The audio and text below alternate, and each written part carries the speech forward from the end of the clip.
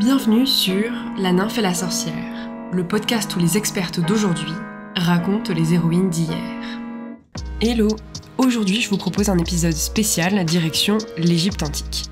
Alors ça n'est pas une conversation avec une experte, mais pas de panique, les entretiens d'historiennes restent notre format classique.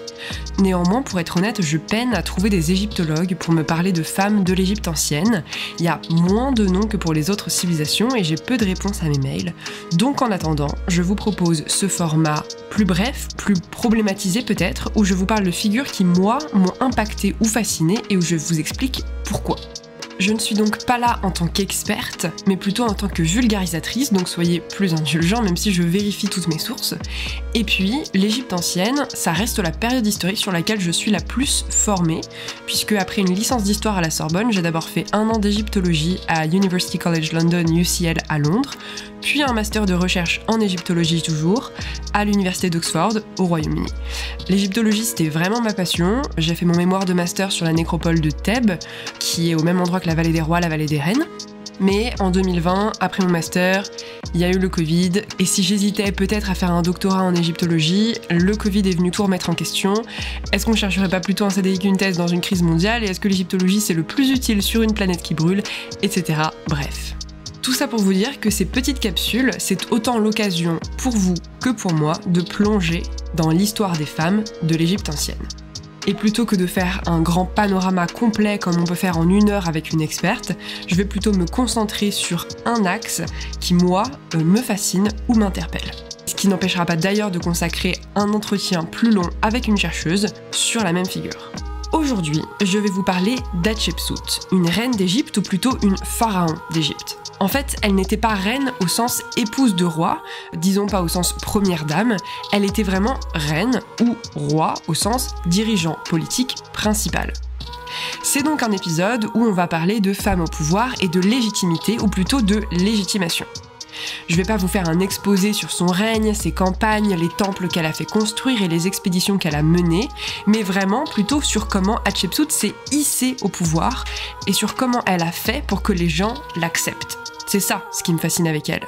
Dans un monde où les pharaons sont des hommes depuis des siècles, où le pharaon est sacré, où il est considéré comme le fils des dieux intouchables, Hatshepsut s'impose en tant que pharaon femme. Et c'est de ça dont on va parler. Le cadrage géographique de la vie d'Hatshepsut, c'est l'Égypte. Le cadrage temporel, c'est le début de ce qu'on appelle le Nouvel Empire. Elle a vécu entre moins 1500 et moins 1450, au début du Nouvel Empire. En gros, on parle d'Égypte antique, mais en vrai ça recouvre 3 millénaires, donc ça veut un peu tout et rien dire. L'histoire a été divisée par les historiens en 3 grandes périodes, l'Ancien Empire, le Moyen Empire et le Nouvel Empire. Et entre chaque, on a ce qu'on appelle des périodes intermédiaires où on parle de chaos, d'invasion, de révolte, de coups d'État, mais c'est aussi surtout des périodes sur lesquelles les historiens manquent de sources écrites. Enfin bref, là on est au début de la 3e, donc le Nouvel Empire, en moins 1500. Alors je vais vous retracer rapidement comment est-ce que elle arrive en scène. Accrochez-vous 5 minutes parce qu'on va voir quelques noms de pharaons, mais ensuite ça va aller mieux, je vous promets. En gros, la dynastie d'Hatshepsut a été fondée par Ahmosis. Ahmosis, c'est celui qui, après la période intermédiaire, réunifie l'Égypte, il chasse les envahisseurs, il refonde une dynastie stable. Puis ensuite, on a un roi qui s'appelle Amenhotep Ier, mais il meurt sans héritier, donc on passe. Ensuite, on a 3 pharaons qui s'appellent tous Thoutmôsis, donc un prénom assez populaire dans les années moins 1500 en Égypte, un peu l'équivalent de Ramsès plus tard ou de Louis en France bien plus tard. Donc on a Thoutmôsis I, Thoutmôsis II et Thoutmôsis III, et Hatshepsut s'inscrit au milieu de ces 3 rois. En gros, elle est la fille de Thoutmôsis I, l'épouse et la sœur de Thoutmôsis II, et la belle-mère et la tante de Thoutmôsis III. Bah oui, forcément, quand t'épouses ton frère, les enfants de ton frère sont à la fois tes beaux-enfants et tes neveux. Hatshepsut n'aurait pu être que ça. Une courroie de passation des gènes et du pouvoir, une fille à marier, une épouse à enfanter et une mère pour élever. Mais bien sûr, ça ne s'est pas passé comme ça. Plutôt que de rester fille, épouse et mère de pharaon, elle est devenue pharaon elle-même.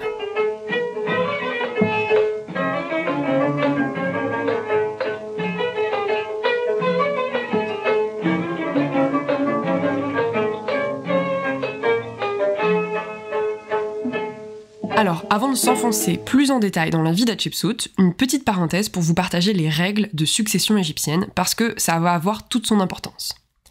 À l'époque, l'héritier du trône d'Égypte est un fils issu du roi et de la reine principale, qu'on appelle la grande épouse royale. C'est pas forcément le fils aîné, il n'y a pas vraiment de droit d'aînesse.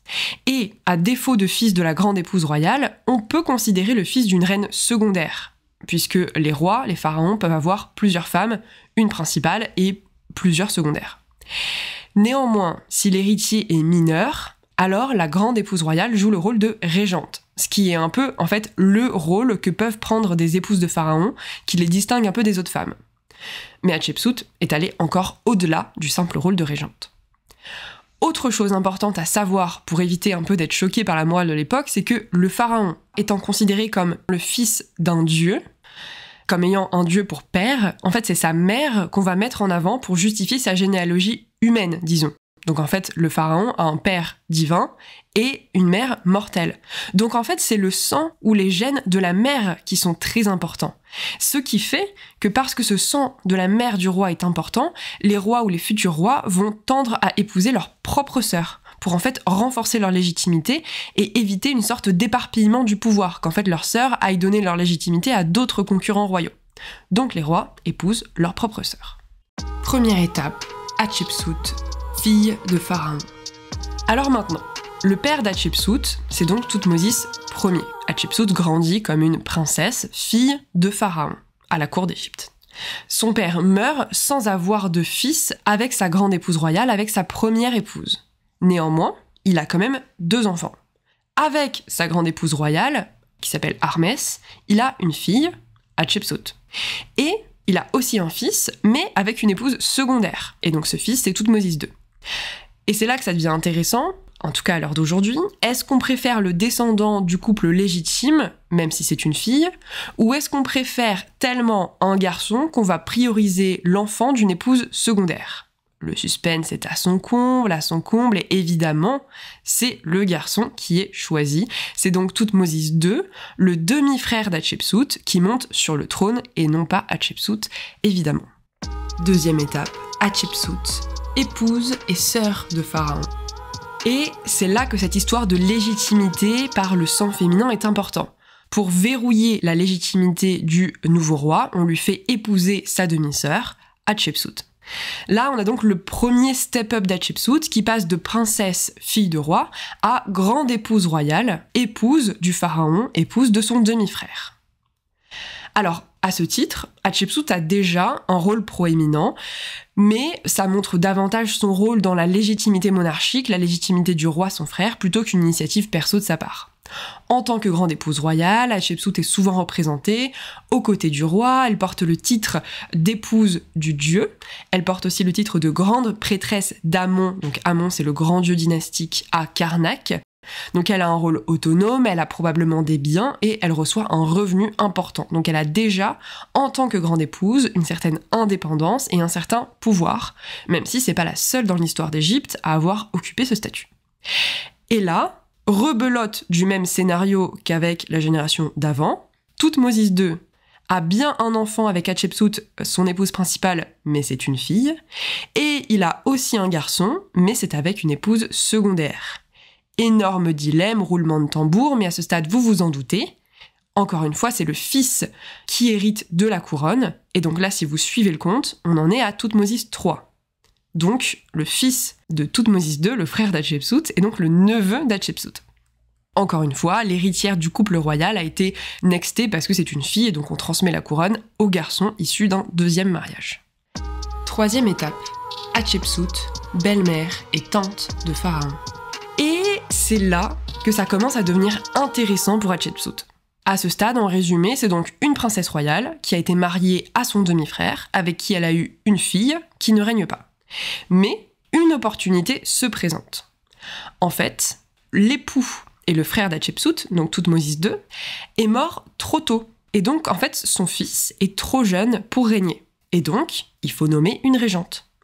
Et en fait, en tant que régente, on va pas nommer l'épouse secondaire.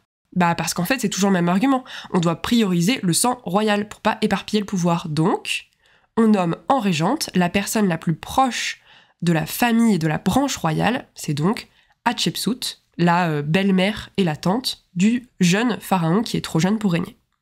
Donc pour rappel, Thoutmôsis III, le nouveau pharaon, ce n'est pas son fils, c'est le fils d'une épouse secondaire, c'est donc son beau-fils, et donc si vous avez bien suivi, c'est aussi son neveu, puisque le père de cet enfant, c'était le frère d'Hatshepsut.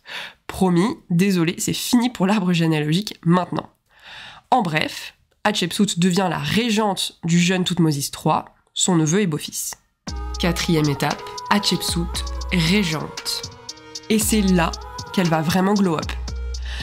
Progressivement, Hatshepsut s'installe au pouvoir. Elle prend les attributs royaux, ce qui fait que même quand Thoutmôsis III va atteindre l'âge de régner seule, elle va rester. C'est trop tard, elle s'est installée, elle va rester. Elle va régner au total pendant 22 ans. Et en fait, au début, elle est bien régente, mais vers l'an 7, vers la 7e année du règne de Thoutmôsis III, on note qu'en fait, elle est passée de régente à roi, ou bien co-roi. En fait, ils règnent ensemble, on a 2 rois, une femme mûre et un roi jeune.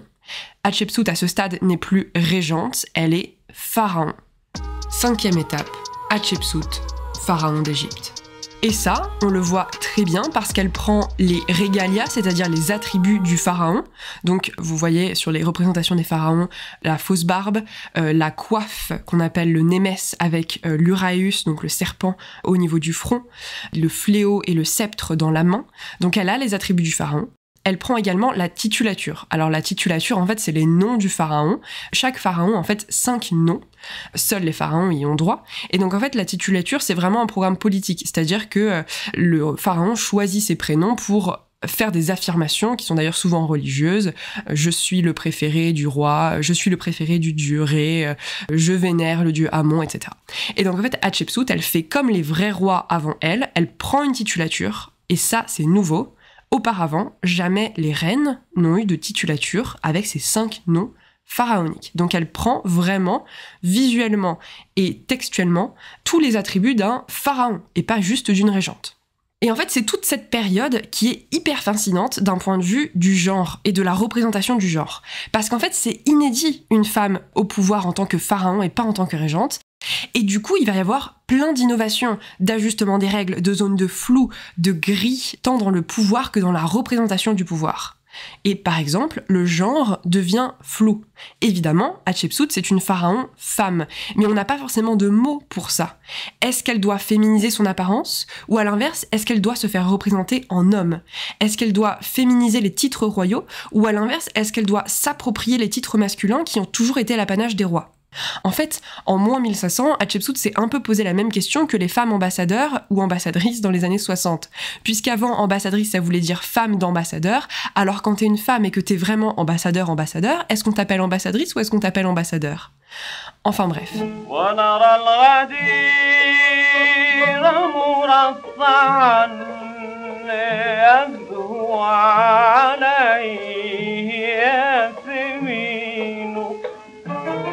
Hatshepsut se fait d'abord représenter en tant que femme pharaon. Donc en fait, on a des représentations où elle a une poitrine de femme au sens biologique du terme, mais un némès, donc cette coiffe, de pharaon homme. Elle prend les attributs du pharaon, mais elle est représentée corporellement en tant que femme. Et donc là, elle s'établit bien non plus en tant que reine, c'est-à-dire en épouse de pharaon, mais bien en tant que femme et pharaon. Donc le discours politique se construit sur cette idée. D'ailleurs, elle tente aussi, selon certains historiens, de développer l'idée d'un complément masculin-féminin. Donc en fait, elle tente de pousser l'idée qu'elle serait le pendant féminin du règne de Thoutmôsis III. Donc en fait, ce serait 2 pharaons qui règnent en même temps, à 2 têtes, Thoutmôsis III en tant que pharaon masculin, elle en tant que pharaon féminin, et les 2 faisant ensemble une sorte de force universelle. Autre exemple, à partir de l'an 7 de Thoutmôsis, du règne de son neveu, Hatshepsut fait inscrire ses noms royaux dans des cartouches. Donc les cartouches, c'est le petit encart arrondi dans lequel on écrit le nom du pharaon. Donc elle écrit ses noms dedans et elle les féminise. Donc là où avant le pharaon était appelé fils de Ré, Ré le dieu soleil, Hatshepsut se fait appeler fille de Ré. Donc elle féminise la titulature. Néanmoins, on voit des hésitations, des changements, et en fait Hatshepsut va progressivement masculiniser sa titulature et les portraits d'elle. Par exemple, dans certaines sculptures, sa poitrine a disparu, elle se fait même représenter avec un corps masculin. Là aussi, donc toujours masculin au sens biologique du terme. De toute façon, en Égypte ancienne, les questions de transidentité ou les identités queer ne sont pas forcément un sujet, même si on a quelques sources sur ces sujets, et je pourrais vous faire un épisode si ça vous intéresse. En tout cas, dans la deuxième partie de son règne, Hatshepsut se fait représenter avec des pectoraux au lieu d'une poitrine féminine. Elle porte également les attributs masculins du pouvoir, comme par exemple la fausse barbe. Et ça donne lieu à des représentations où on a à la fois le maquillage sur les yeux, au coin des yeux, et la fausse barbe, les pectoraux, et en même temps, c'est écrit que c'est bien Hatshepsut, une femme. Alors là, on ne peut que imaginer évidemment ses intentions, puisqu'elle ne les a pas laissées écrites quelque part, elle n'a pas laissé de journal intime, mais voilà, est-ce qu'elle comprend qu'on la prendra au sérieux que si elle apparaît comme un homme? Est-ce que c'était too much de vouloir faire passer le message qu'elle était à la fois femme et pharaon? Ou à l'inverse, est-ce que c'est une façon d'empowerment? Est-ce que c'est une façon de s'emparer à 100% du pouvoir en s'appropriant même des titres masculins plutôt qu'en les féminisant? Là aussi, je trouve que ça fait écho à des débats de... il y a certaines autrices qui préfèrent qu'on les appelle auteurs parce qu'elles disent qu'elles veulent s'approprier cette légitimité qu'on associe aux mots, alors que des autres veulent justement construire une nouvelle légitimité dans des mots féminisés.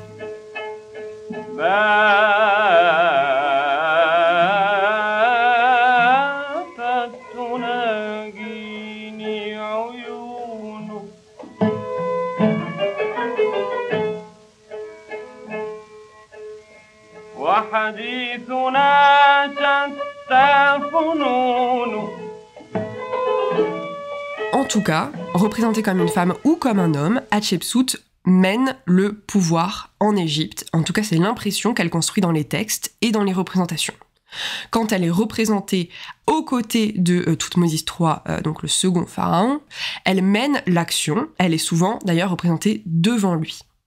Alors bien sûr, ça a beaucoup influencé l'imagination historique, on s'est dit que c'était une reine assoiffée de pouvoir, cupide, sévère, qui opprimait son neveu, etc., comme d'habitude, mais en fait, ça révèle plutôt des outils de pouvoir qui ont été construits, mobilisés par elle pour normaliser une situation qui était inhabituelle.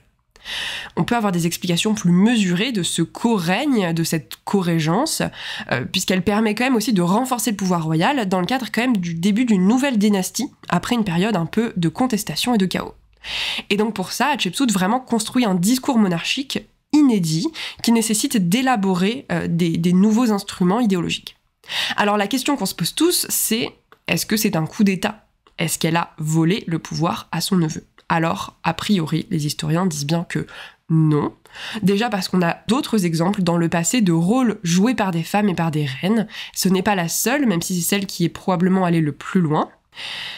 D'autre part, il y a cette idée déjà évoquée que le roi est le fils d'un dieu et d'une femme humaine, donc on a quand même toujours une importance de la reine, et qui met un peu de côté les hommes humains et les pères humains dans l'histoire.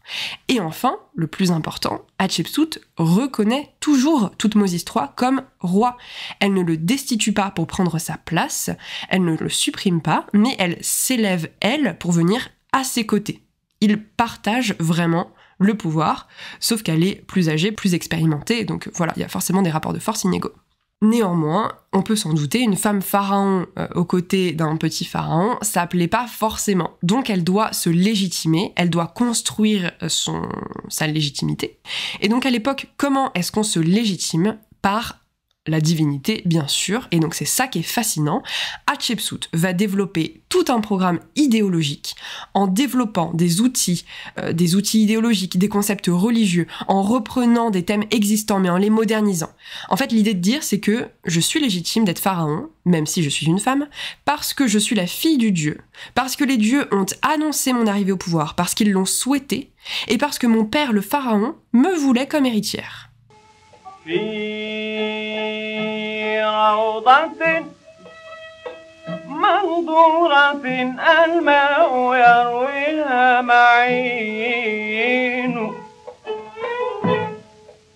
Donc elle va utiliser 3 outils principaux de légitimation. D'abord, elle va utiliser la théogamie. La théogamie, c'est l'idée que le roi, c'est le fils d'un dieu, le fils de Ré, le dieu soleil. C'est pas un thème nouveau. mais Hatshepsut le développe et surtout elle le décrit. En fait, sur les murs des temples, elle va raconter sa propre naissance, sa propre venue au monde, et elle va décrire comment charnellement le dieu Amon s'est accouplé avec sa propre mère à elle, et ou comment le dieu Khnum, donc le dieu artisan, l'a façonné. Donc en fait, c'est un dieu potier qui façonne les êtres humains sur son tour de potier en argile. Et donc elle raconte comment il l'a façonné quand elle était dans le ventre de sa mère. Et d'ailleurs, pendant tout son règne, elle va faire des choses, des temples, des processions, des expéditions en l'honneur d'Amon pour rappeler à tout le monde qu'elle est la fille du dieu Amon et qu'il est son père. Deuxièmement, le deuxième outil de légitimation, c'est l'oracle. Alors là, c'est quelque chose de plutôt nouveau. En fait, Hatshepsut va raconter des déclarations publiques qu'aurait faites le dieu Amon, toujours le dieu tutélaire de la dynastie, le plus important. Elle dit que, lors de fêtes, il aurait annoncé la venue d'Hatshepsut sur le trône, qu'il aurait pris l'initiative du couronnement d'Hatshepsut en l'appelant à Karnak, la cité sacrée. Et là, c'est important parce que ça veut dire que les dieux se sont mêlés du gouvernement des hommes, enfin en l'occurrence du gouvernement d'une femme, et donc ça lui fournit une caution divine. C'est Amon qui a voulu qu'elle vienne au pouvoir. Enfin, le troisième outil, c'est la prédestination, c'est-à-dire l'association au pouvoir par son père, donc son père c'était Thoutmôsis numéro 1. Alors ce qu'elle dit, c'est que certes, elle n'a pas été choisie par son père comme successeur, puisqu'on le rappelle, c'était son demi-frère né d'une épouse secondaire, Thoutmôsis II, qui avait été choisi, celui qu'elle avait dû épouser et qui désormais est mort. Mais bon, la mémoire humaine, ça s'efface, en tout cas ça se manipule, alors Hatshepsut va reconstruire a posteriori son statut de successeur légitime. En fait, elle va effacer le règne de son frère Thoutmôsis II, qui avait été choisi à sa place, et donc par exemple sur les murs de son temple, qu'elle fait construire à Der el-Bahari, elle va raconter le récit selon lequel son père, Pharaon, l'aurait choisie comme son héritière, l'aurait associée au pouvoir. Et d'ailleurs, elle va construire un temple au culte de son père pour vraiment établir une succession directe, où ce serait elle, l'héritière, qui aurait fait suite au règne de son père. Grâce à tout ça, elle se légitime comme pharaon d'Égypte, choisie par les dieux, fille des dieux et héritière de son père.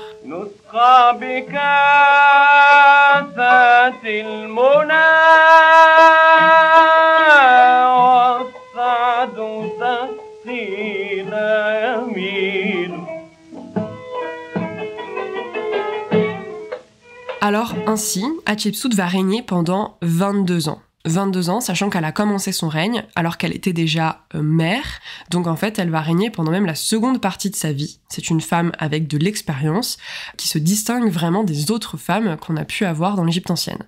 Alors concrètement, comme je vous l'ai dit en introduction, ce qu'elle fait pendant son règne, c'est pas le sujet principal de cet épisode, mais je pourrais le détailler dans un autre épisode, si ça vous intéresse, vous pouvez me dire. Mais bon, en tout cas, Hatshepsut, c'est vraiment un pharaon comme les autres, elle fait du commerce avec les autres royaumes, elle fait fonctionner l'administration, aidée par son bras droit, ou l'équivalent du premier ministre, Senenmut. Elle conduit des expéditions lointaines, notamment au merveilleux pays de Punt, qu'on situe vers l'Érythrée ou l'Éthiopie, expédition en l'honneur d'Amon. Elle fait construire des temples, notamment le grand temple de Der el-Bahari. Là aussi, elle organise des processions en l'honneur d'Amon. En tout cas, elle fait pas mal de choses pour le dieu Amon, qui, on le rappelle dans ses récits idéologiques, est bien son père officiel, ce qui lui donne une légitimité divine. Donc par exemple, elle innove en créant ce qu'on appelle la belle fête d'Opet. Donc c'est une procession royale de visite des dieux, où on a donc le dieu Amon et la déesse Mut, qui est sa consort, sa compagne, qui sortent de leur temple, portés dans des barques sacrées, et qui vont ainsi visiter plusieurs temples cités dans la vallée, notamment celui de Luxor. Et donc Hatshepsut, c'est celle qui officie cette procession. Elle reprend aussi la belle fête de la vallée, donc c'est un autre festival religieux. Là aussi, on a Amon et Mut qui font une procession portée dans des barques vers les temples des deux rives de Thèbes, donc toujours la cité sacrée. Et donc là aussi, Hatshepsut est au centre de la cérémonie puisqu'elle sert de premier officier au culte d'Amon, son père. Le but, c'est toujours de faire le lien entre les divinités et son propre règne. En tout cas, à part cette dévotion particulière à Amon, son règne n'est pas vraiment une perturbation dans l'histoire de la dynastie. Et d'ailleurs, c'est plutôt un compliment. Donc on a mis une femme au pouvoir et globalement, il n'y a pas eu la fin du monde. En termes de politique intérieure aussi bien que d'affaires étrangères, il y a une continuité avec les règnes précédents. Et d'ailleurs, elle a des relations aimable avec son co-roi. D'ailleurs, on imagine qu'il participe également à sa politique, même s'il est difficile dans les sources de distinguer les actions d'Hatshepsut de celles de Thoutmôsis III.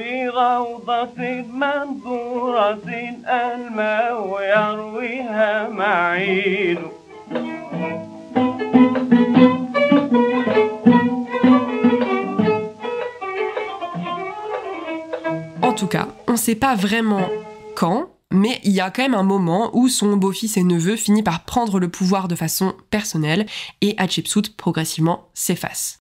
A priori, ça ne se fait pas dans la violence, plutôt en douceur, et vers la 22e année du règne de Thoutmôsis III, Hatshepsut a globalement disparu des sources, soit parce qu'elle est morte, soit parce qu'on l'a écartée discrètement du pouvoir. En tout cas, désormais dans les sources, c'est clair que le nouveau pharaon Thoutmôsis III mène les actions lui-même. Et c'est là qu'on a le dernier épisode intéressant de la vie d'Hatshepsut après sa mort, parce que le problème, c'est que ça fait quand même 22 ans que Thoutmôsis III est officiellement pharaon, mais qu'en fait, le vrai pharaon, c'est Hatshepsut. Du coup, pour sa légitimité, c'est quand même bof. Imagine, pendant 22 ans, on a un chef d'État invisible qui soudain surgit et dit « en fait, c'est moi qui gouverne maintenant », c'est quand même un peu bizarre, donc il a besoin, lui aussi, de reconstruire sa légitimité. Qu'est-ce qu'il fait ? Alors, lui aussi, comme Hatshepsut, il va utiliser la religion. Donc par exemple, il fait graver à Karnak le récit d'un oracle d'Amon qui l'aurait désigné comme roi. Mais surtout, il va investir les blancs laissés par sa tante et belle-mère Hatshepsut. Donc par exemple, Hatshepsut a mené des campagnes d'exploration, mais pas vraiment des guerres. Et du coup, c'est dans le champ militaire que Thoutmôsis III va reconstruire sa légitimité.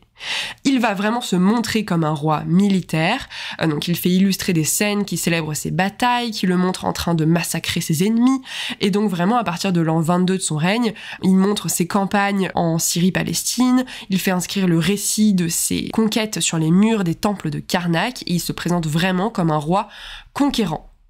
D'ailleurs, au centre du temple de Karnak, il va masquer des pièces qui avaient été bâties par Hatshepsut, il va les recouvrir par des murs où il fait lui-même inscrire ses annales, c'est-à-dire en fait les chroniques de ses batailles et de ses guerres. Donc là vraiment, là où Hatshepsut se légitimait par la religion, lui va se légitimer en étant un roi militaire. Et malheureusement, le dernier aspect de son processus de légitimation, ça va être l'effacement d'Hatshepsut. On appelle ça la damnatio memoriae, donc littéralement la condamnation à l'oubli. En fait, Thoutmôsis III va faire disparaître les traces du règne d'Hatshepsut, pour rétablir en fait l'ordre monarchique légitime tel que lui le conçoit. Donc par exemple, il va démanteler les constructions d'Hatshepsut à Karnak. Bon, là en l'occurrence, c'est pas nouveau parce que souvent les rois ont besoin de place à Karnak, tout le monde fait construire des temples et donc ils démontent les monuments de leurs prédécesseurs. Mais il va aller plus loin, par exemple il va recouvrir les obélisques d'Hatshepsut, ou encore il va effacer des images d'Hatshepsut, notamment celles où ils étaient tous les deux, et donc en fait il va soit complètement les effacer, soit il va les regraver en remplaçant le personnage d'Hatshepsut par Thoutmôsis Ier ou Thoutmôsis II.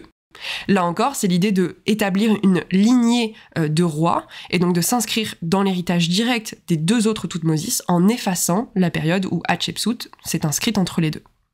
Et pour revenir à la question du genre, c'est assez intéressant de voir que Thoutmôsis III va supprimer les images d'Hatshepsut où elle est représentée en tant que homme pharaon, mais il va laisser les images où elle est représentée en tant que femme régente. En fait, il va supprimer tout ce qui n'était pas conforme à l'ordre établi, il va revenir en fait un peu à une situation initiale après une période entre guillemets de crise, et donc une femme comme régente, ok, une femme comme pharaon homme, non, pas question, on efface.